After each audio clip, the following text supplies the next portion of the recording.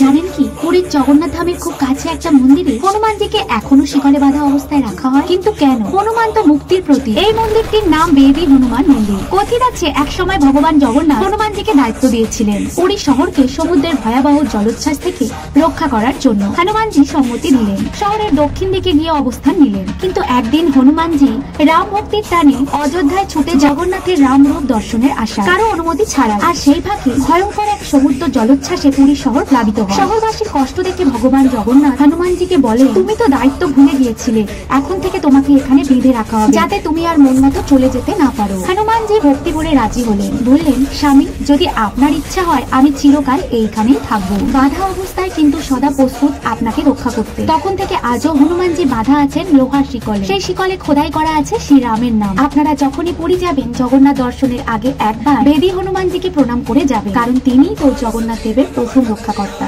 ভালো লাগলে কমেন্টে জয় জগন্নাথ লিখতে ভুলবেন না।